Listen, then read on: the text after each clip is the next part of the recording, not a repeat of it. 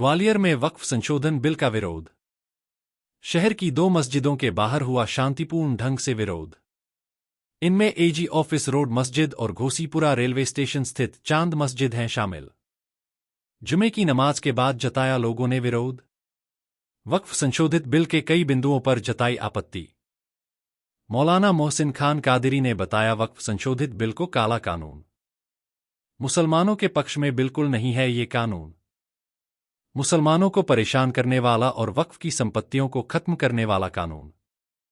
इस कानून पर पुनर्विचार करने की जरूरत। हिंदुस्तान के सभी सेक्युलर लोगों को जो संविधान पर विश्वास रखते हैं उन्हें खुलकर विरोध करना चाहिए।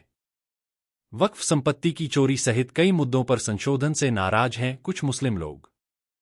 ग्वालियर की वक्फ कमेटी कर रही बिल का समर्थन। बिल का समर्थन करने वालों को मौलाना मोहसिन खान कादरी ने बताया सरकार के नुमाइंदे। मोहसिन खान कादरी है और भारत के संविधान पर यकीन होने के नाते और एक आम नागरिक होने के नाते मैं यहाँ पर खड़ा हुआ हूँ और आपके समक्ष जो है अपनी बातें कर रहा हूँ। और इसी हैसियत से इस बिल का विरोध करने के लिए मैं और हम सब लोग यहाँ पर जो है हाजिर हुए हैं।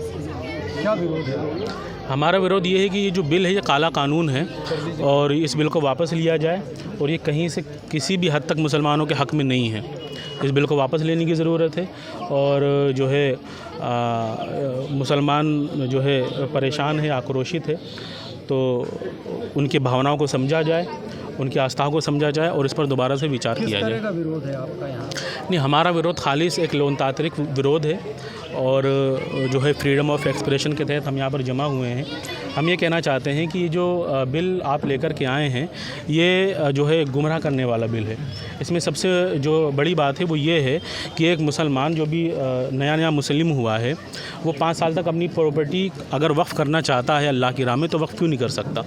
यानी अगर एक बंदा जो भी मुसलमान हुआ है वो अपनी प्रॉपर्टी हिंदू टेम्पल में दान दे सकता है, बौद्धिस्ट टेम्पल में भी दान दे सकता है, दूसरे संस्थानों में भी दान दे सकता है। लेकिन अगर उसी मुसलमान को अगर वही मुसलमान एक मस्जिद के लिए अपनी प्रॉपर्टी दान देना चाहे तो उसको 5 साल का इंतज़ार क्यों करना पड़ेगा। और फिर 5 साल के बाद आप कह रहे हैं कि उसको साबित करना पड़ेगा कि वो मुसलमान है, तो कैसे हुआ, क्या हुआ, उसको साबित करने की क्या ज़रूरत है। अपने ही देश में रह करके फ्रीडम ऑफ एक्सप्रेशन पर कदगन लगाने की आपको क्या ज़रूरत पड़ गई है। तो ये ख़ास तौर से इस पर और इसके अलावा जो लोग अति उत्साहित हो रहे हैं इस बिल को लेकर के, ख़ास तौर से मुस्लिम समाज के कुछ लोगों को जो गुमराह किया जा रहा है या वो जो आवाम को गुमराह करने की कोशिश कर रहे हैं उनको अति उत्साहित होने की ज़रूरत नहीं है। वो आवाम को गुमराह ना करें किसी भी सूरत में।